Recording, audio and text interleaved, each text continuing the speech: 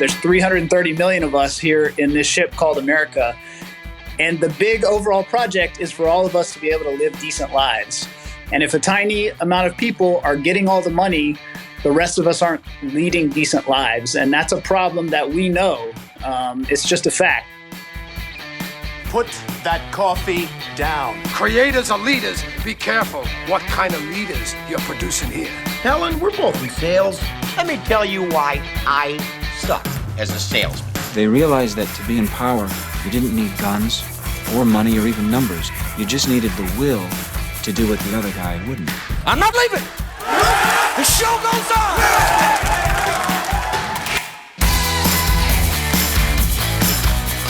Well, hello there, friend. Welcome back to the Construction Leadership Podcast. I am your host, Bradley Hartman. About 9 months ago, a close friend reached out and said, "Hey, have you ever heard of this writer, Hamilton Nolan?"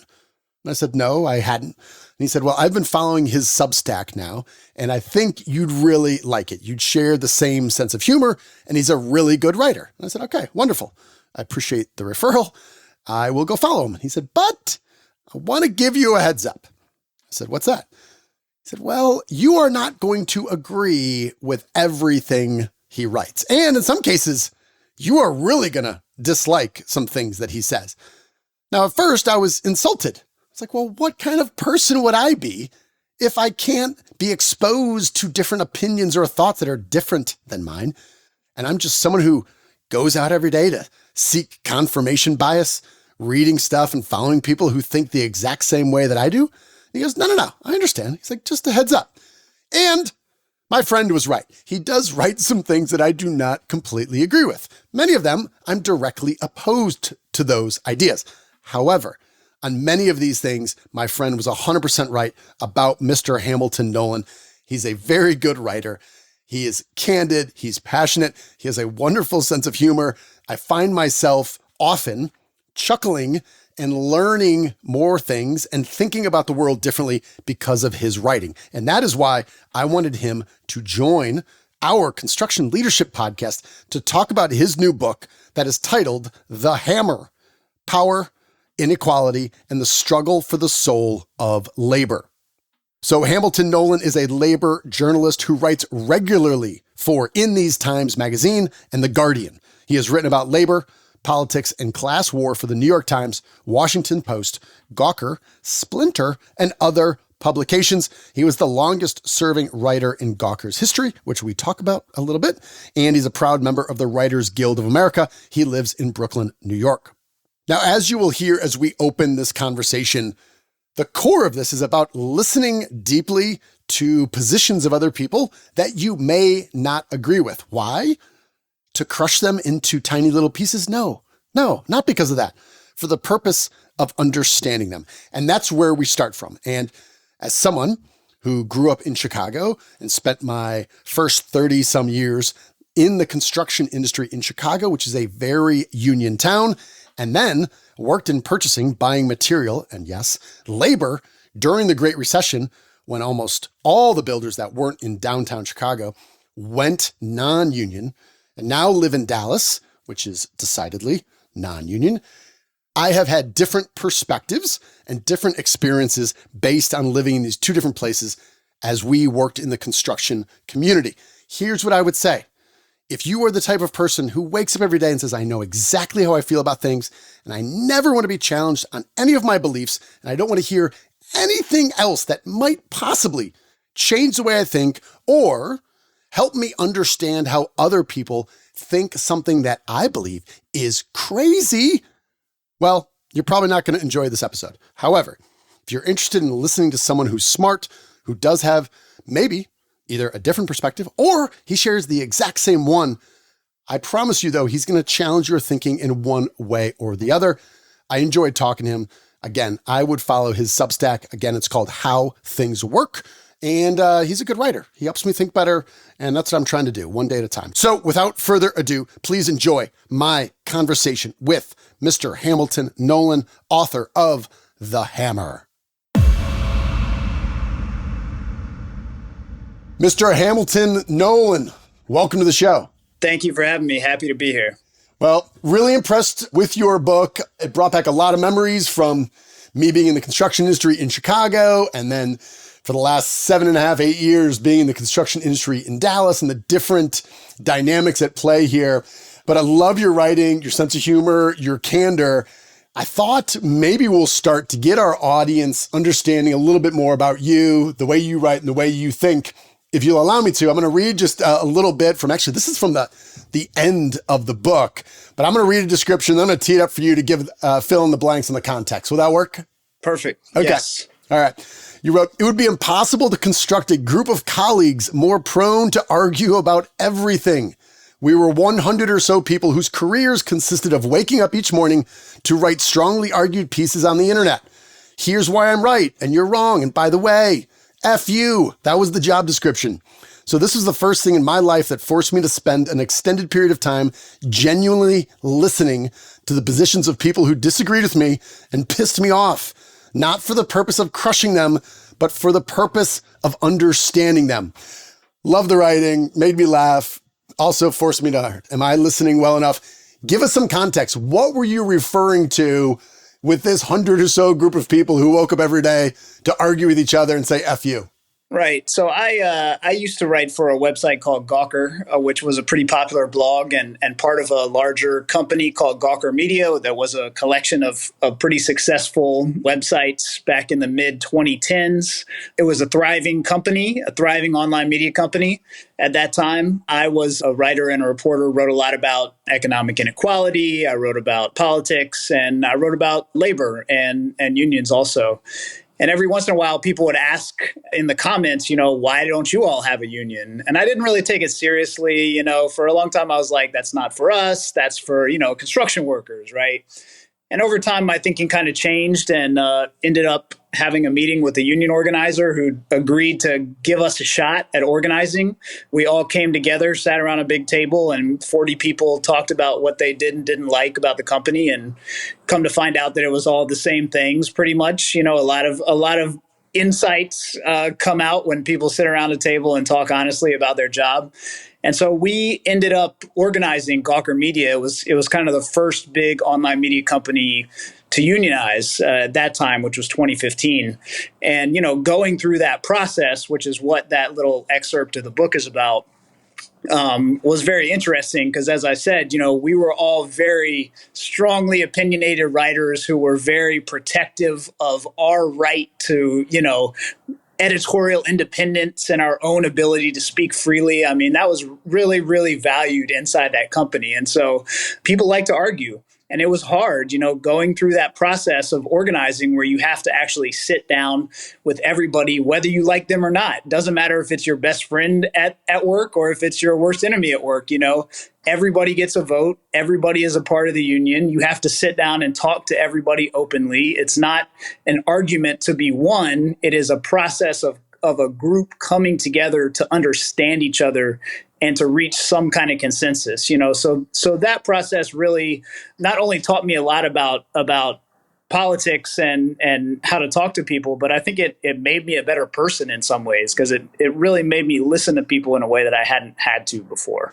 Well, I think that theme of listening to people who disagreed with you, not to crush them, but to understand them, there are so many facets of the construction industry that is needed. And the margins are sometimes tight and the risk is high. And we even start a project knowing it's going to be litigious. So this different way of thinking, I thought, was a great way to start because I know there's going to be some people, whether they are, from my roots in Chicago or more local here in Dallas and in Texas, who are like, why are we having this conversation? I've already made up my mind. And I'm saying, hey, in general, let's keep an open mind here. I don't want to derail this conversation, but I do have to ask, I read the book Conspiracy by Ryan Holiday, which is kind of about Gawker and the Hulk Hogan situation and his demise. Just curious, have you read that? And I'll ask you, have you read it? I haven't read it. No, okay. I know who Ryan Holiday is and that he wrote a book, but okay. I lived it, so I didn't feel the need to read it. Yeah. My follow-up question would have been, to what degree was that true or false? Someplace different, and maybe with alcohol, we could dig into that, but just kind of I can only imagine the stories and being kind of from what you were talking about when you helped unionize Gawker to the way it ended was fascinating. But, well, I was excited to have you in here because as we think about the construction industry over the last 20 plus years of my career, this idea of a labor shortage and a lack of talented craftsmen to do the work has only exacerbated. And if you just describe this mythical organization that recruited people who were interested in working hard, and then we trained them up, we made sure they knew how to do the work safe, we taught them the craft, we gave them an apprenticeship, and we gave them to your job ready to roll. And then if you didn't need as many, then all right, you wouldn't have to employ them. And then, but we could give you more if you need them. If you describe this mythical organization, everyone would say like, hell yes, where is that? I'm in, I want that. What we've just described in some aspects, and I know I'm simplifying it, is, different aspects of the construction unions that are available. In all your research there, why hasn't there been more progress for unions to help on this labor shortage? Yeah, it's an interesting question. I don't hold myself out as a construction industry expert, but I do know that the construction industry, is only about 12% unionized, which I think would surprise some people who think of construction as a very sort of classic, hard hat. Yeah. This is like the home of building trade unions and all that stuff. Construction industry is almost as low unionization rates as a lot of other industries. And so, I think the big picture of what's happened in construction as well as what's happened in a lot of other industries is just there's a clash of short-term and long-term incentives. People feel that they can save money in the short term by using non-union labor. There's a very strong economic short-term incentive to push out union labor in favor of non-union labor. And the result of that over a long period of time, as you touched on, is like the decline of these institutions that actually played a lot of really important roles, particularly in an industry like construction, where, as you said, they're not just a place that's negotiating contracts. They're a place that's doing training. They're a place that's doing apprenticeships. There's a place that is keeping a healthy pool of skilled labor for this industry, So all those little individual decisions that companies make to save $1 today by using non-union labor over time sort of break the pipeline of skilled labor into the industry. And that's where I think construction is to a certain degree now, as well as a lot of other industries you could talk about in America. Yeah, Hamilton, you mentioned here in kind of the second or third chapter, this idea of like a Rorschach test, which I couldn't agree more with. It was as if you were describing me, and I'm just going to read a paragraph here. So they're talking about in South Carolina, the longshoremen. And one of them gentlemen was saying, we've got guys on the waterfront now in their 80s. All they do is water person. All they do is fix water for us. We won't allow the companies to go bottled water. They still fix them, bring them ice, and we fix it in the cooler, drinking water. We still do that every single ship. Right now, we got 7 water persons. That's all they do.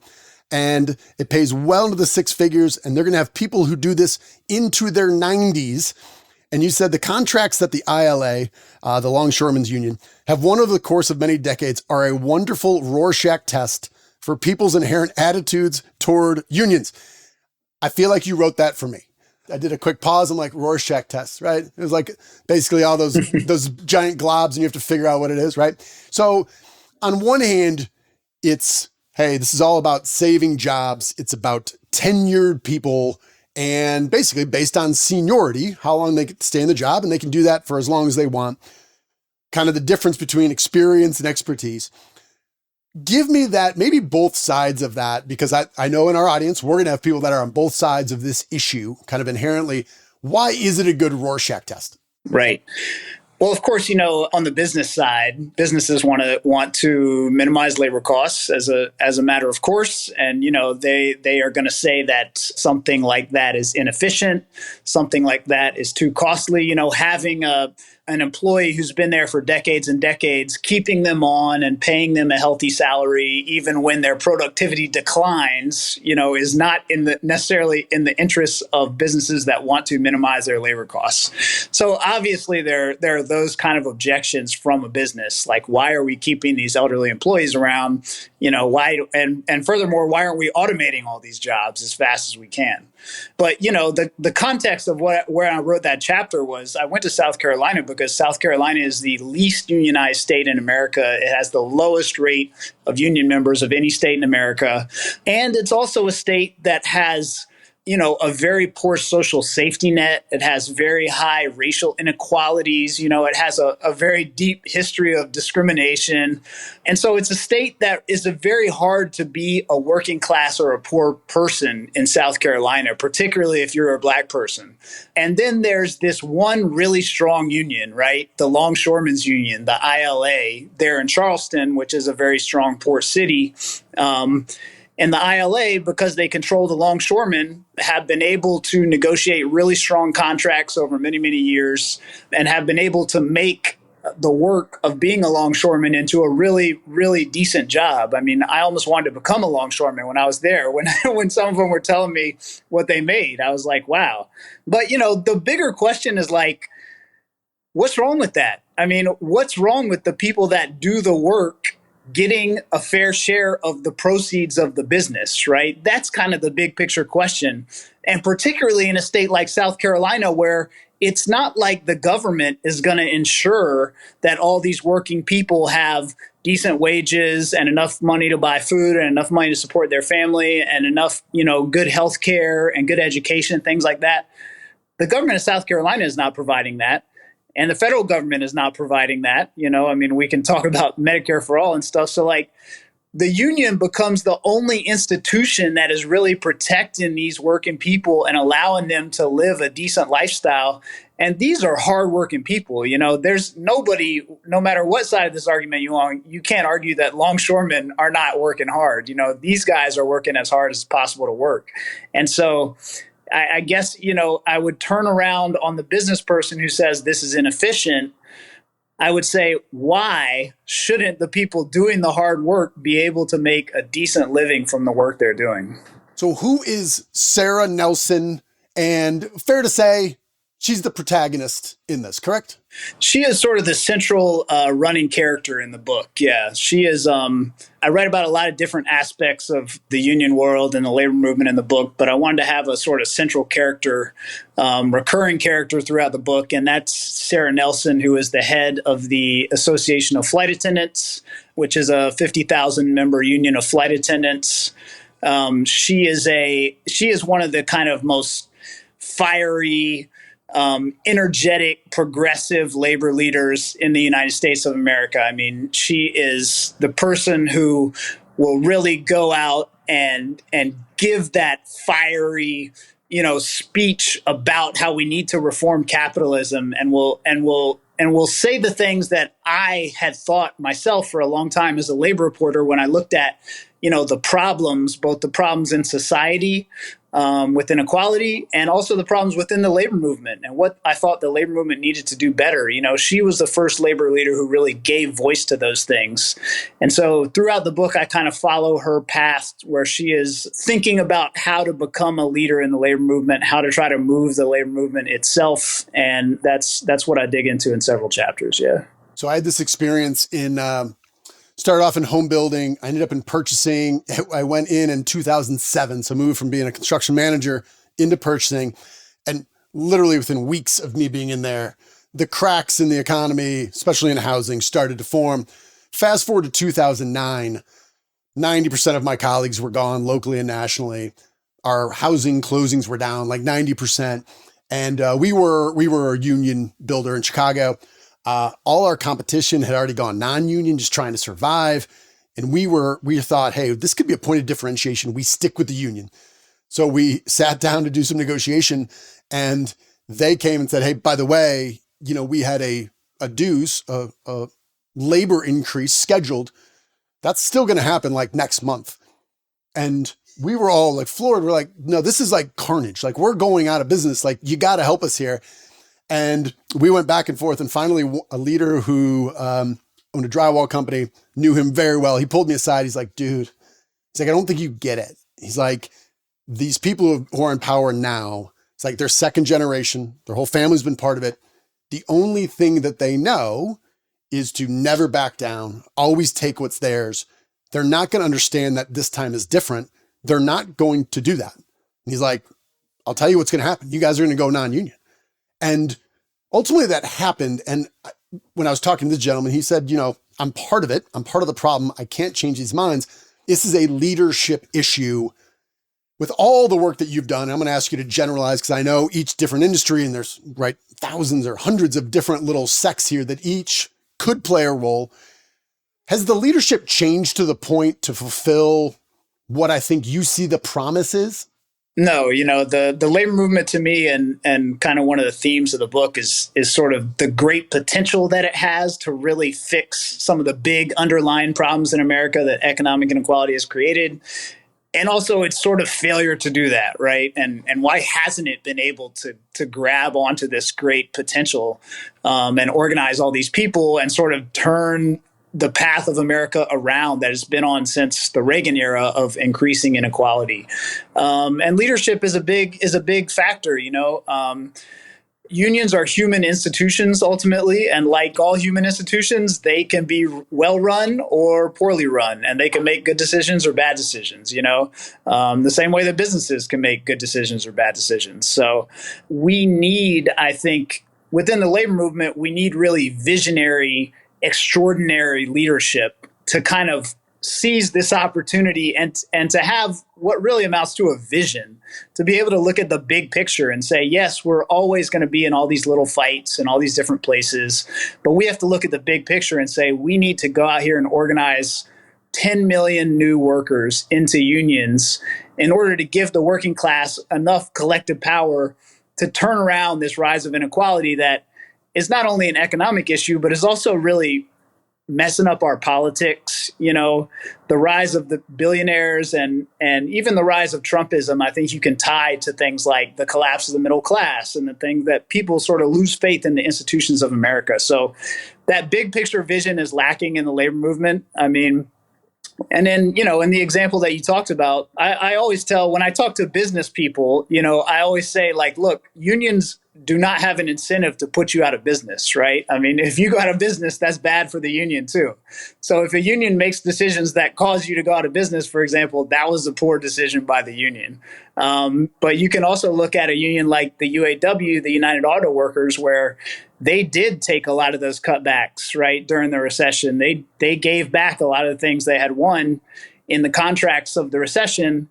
And when the economy turned around and those companies started making money again, suddenly, the companies did not come knocking on the union's door and say, all right, we're here to give back the things that you sacrificed. They held on to that for as long as they could. And in fact, a lot of those things just came back last year thanks to a strike at the big three automakers. So I can understand why unions are very hesitant to give anything back. But unions, structurally, there's two, I feel like people might have had bad experiences with unions at some point in their own life, a lot of times become anti-union, right? Because they're like, I had this interaction with the union and they were stupid or they did X, Y, Z. And so I hate unions. But we can realize, unions can do stupid things. And at the same time, we can understand that structurally for the entire United States of American society, it is good for us to have more unions, and it's healthy and it promotes equality. So, you brought up the UAW, and I was fascinated and very interested to watch Shawn Fain. Is he the president of the UAW? So watch him. He brought a different playbook and leveraged unpredictability to these negotiation and, in some cases, warfare over the years between the UAW, and the big three automakers and all of them. Have you seen a different playbook being used by the Sarah Nelsons or the Liz Schulers or anybody else where there was a Wall Street Journal had a bunch of articles where he is implementing a different strategy and, at least in the short term, or at least so far, it is working. Is anybody else doing that? Yeah, it's interesting. Sarah Nelson actually in the flight attendants union, they had the strategy called chaos, which stands for something that I can't remember. But basically, it was like instead of going to the company and saying we're going to strike, and we're going to strike at 2:00 on Tuesday, They just say, you know what, we might strike. And from this point on, we might strike anytime and anywhere, and you don't know where it might be. And then one day, all the flight attendants would just walk out of a flight. And so that's which was similar to what Sean Fain did with the auto strike, what you're talking about, right? They didn't just say, we're all going out on day one. They said, this factory is on strike, and then we're going to give you a week of negotiations and see how you do, right? Are you doing good in negotiations? And if you're not doing good in negotiations, guess what? 2 more of your factories are on strike now. And so they made a constant level of tension and a constant level of pressure on the companies where they were responsive to how the negotiations were going. Those kind of like innovative strategies can help unions and especially, smaller unions or unions that are dealing with power imbalances keep big companies on their toes. Yeah, there's something general about this. My family and I were in London last summer, and they're like, oh, hey, if you're going to take the train on Sunday, don't do that, or whatever day it was. They're like, they're going to be on strike that day. I said, are they on strike now? They're like, no, they're just going to be strike that day. And I said, you're sure? They're like, yeah, it's scheduled. You just go. And I was thinking, is that super effective? I know that's the way it's always been. Right. As I will say, as a tourist in a large foreign city, it made it easier. And sure enough, they weren't there at that time, and they were there at the other time. So yeah, I mean, look, strikes on the one hand are the strongest tool that working people have, right, to exercise labor power. It all comes down to being able to strike. On the other hand, it's extremely difficult for workers to be on strike, right? You're not getting paid. It's very hard for people to stay on strike for long periods of time just because you're not getting a paycheck. And a lot of people can't afford to do that. So, thinking about these kind of innovative ways where you can have your people continue to work, but still put the pressure on the company, that might be the future of strikes right there. Yeah. All right. I want to make sure I got introduced to you and your writing on a few pieces you wrote, was an original piece, then you had a follow-up on the insurance industry. I want to get to that as it relates to development and new construction. As a parting thought, I'm going to suspect here, strong degree of confidence, I'm going to have some folks here who are either watching or listening that are still like super guarded. And you're like, okay, this guy Hamilton, he wrote this book. I will tell you the one book I'm never going to buy. And here's why. What would be the message to these individuals to keep an open mind, to invest in your book, to hear the stories that you tell? The project of labor journalism and labor reporting is really just about telling human stories, and it's the stories of working people.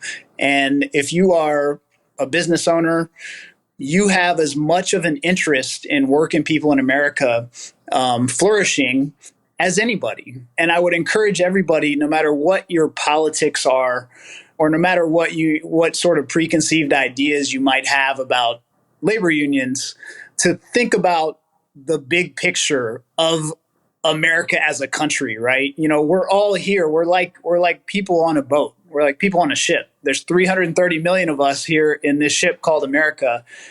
And the big overall project is for all of us to be able to live decent lives. And if a tiny amount of people are getting all the money, the rest of us aren't leading decent lives. And that's a problem that we know. It's just a fact. Again, doesn't matter what your politics are. That kind of inequality has been increasing for over 50 years now. And how do we turn that around? Either you're going to rely on the government to turn it around, or you're going to allow working people to have enough power to be able to take control of their lives and to be able to get back enough income to live decent lives. So that is essentially what the book is about, and listening to working people. And sometimes, we're not always conscious of the struggles that other people are going through. So just being able to hear the voices of working people say what their struggles are, I think is valuable for anybody. No, well, thanks for that. And I thought right behind me, have you ever read or heard of the book called Working by Studs Terkel by any chance? Oh, yeah. Great book. Classic. Yes. Exactly. And I think that his whole thing, and I didn't really know what I was getting into when I kind of cracked open your book, but I think hats off to you and congratulations on just telling stories of people who are trying to support their families, who are doing the jobs and just want to help lift themselves up. And I kept on looking over and kind of thinking of that book. But all right, before I let you go, I want to switch over a little bit. You wrote 2 pieces here on insurance and development. Insurance Politics at the End of the World was the first one. And then the one that's a little more recent was the Insurance Apocalypse Conversation America Won't Have. Maybe tell us just a little bit about, from a high level, what you're writing about in those pieces. Yeah, so I grew up in Florida. A lot of my family still lives in Florida, right by the beach. And so I'm always kind of attuned to issues of climate change and coastal development and you know what's happening, because that's what my own family is living through back then. And so for a long time, you know, I've been watching, and we've all been watching as the insurance rates in disaster prone areas like coastal Florida, like parts of California that are prone to wildfire, and other things that are being very affected by climate change. As a result of the climate change risk, the insurance rates have been going up and up. And we've just pretty recently, I think, reached the point where those insurance rates have gone so high that it's becoming a serious political issue, right? People are starting to get really worried about it, upset about it, mad about it. It's starting to force people to want to leave some of these areas. It's starting to make life economically unsustainable for a lot of people who live in these areas that are also some of the most booming areas in America, right? That are still places where a ton of development is going on. And so these pieces that I wrote are just about kind of looking down the road at how is this question going to resolve itself, right? Because we have insurance companies that are in the business of making money that will assess the risk and say, look, here's what your insurance needs to cost according to the risk. Then we have homeowners and residents who are going to reasonably say, we can't afford that. And then they're going to turn to the politicians. And the politicians, particularly in a state like Florida, which is a red state, you know, climate change denying politicians in a lot of cases. What is going to be the solution, right? And I sort of write about how we're setting ourselves up for a train wreck because you can't buy your way out of climate change. You know, you cannot the government can't subsidize home insurance rates enough to avoid climate change disaster. And furthermore, the state of Florida doesn't have enough money to pay for a huge hurricane disaster. For example, the state of Florida can't be the insurance company. And so eventually these things are going to cost us so much money that it's going to become a national political conversation about, should we as a country be subsidizing all these people living in disaster-prone areas? And what's going to happen then? Yeah, and I thought you did a nice job of like, all right, let's play this out. Let's think one step ahead. And we've got a few clients in California, and right after the first piece came, I sent it to them, and I said, I'd just love to get your perspective. And they were largely like you, kind of like, not good. I don't know. They pulled out of the state. I don't know if they're going to be forced to come back. But I think, especially in our industry, the people that do best and are the most profitable and can build the most and supply the most jobs, they're really good at assessing risk and putting a value on that and knowing what's too much. And I'm like, no one does this better than insurance companies and reinsurance companies. And when they say like, I don't know, it's so high, I can't even price the thing. Right. This is information they're giving us about how the world is going to proceed in the future. That is their business. So anyway, I would strongly recommend people do that. As we wrap up here, again, the book is The Hammer, Power, Inequality, and the Struggle for the Soul of Labor. Hamilton Nolan, thank you for joining us. And maybe just give us a plug here just about your Substack. Again, your writing I find to be very thoughtful. It makes me think a little bit more. It sounds like you write like you speak. A lot of candor, every now and then some F-bombs for emphasis, a very good sense of humor. And when my friend, I think our mutual friend maybe, turned me on to it, he's like, you're going to like him. I know you, I know. And I definitely do. So maybe give people a plug for that on how things work and direct them if they want to hear more of your writing.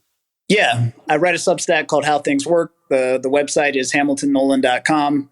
I write I think the tagline is labor, politics, and power. But, you know, I'm writing about not just labor issues, political issues, but also how the world works, how power works, where the world is going economically, socially, politically.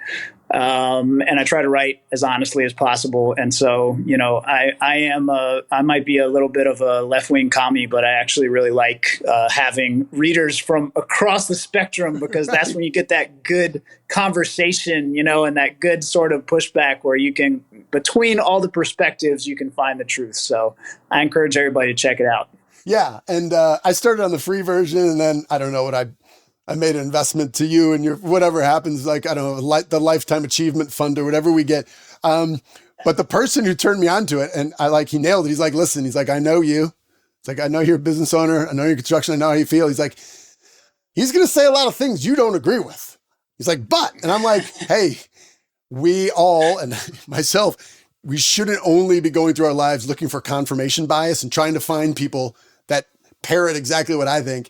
But there's a lot of the stuff that has really got me thinking, and having different conversations, I think, made me smarter. So all that being said, thank you. Best of luck continue here. And I hope, regardless of how you come into this conversation, thinking about the way the world works, specifically our construction industry, keep an open mind.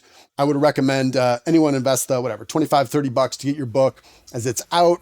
And be open to it, learn some more, have some different conversations, and help us all improve. So, Hamilton Nolan, congrats on all your success, and thank you for joining me. Thanks a lot, man. Great interview. Thank you for having me. All right then, friends, how did that go? Hopefully you enjoyed my conversation with Mr. Hamilton Nolan. As I was getting ready to have him on the show, I had several friends say, why?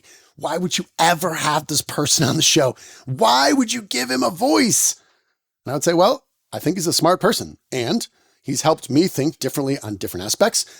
No, he hasn't completely changed my entire orientation on my experience and where I think the industry is going. But at the end of the day, my hope for myself, and I think many of you in our audience, what you're trying to do is go to bed just a little bit smarter than you were when you woke up, and understanding how people think differently from you, and how you can better understand what motivates them, and maybe where there are some giant gaps in logic and rationality in their thinking. And also, is it possible in yours as well that you can update it and be smarter and be a better leader?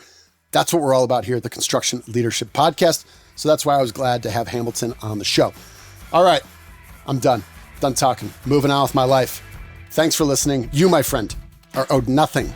Deliver value first. Make it a great week.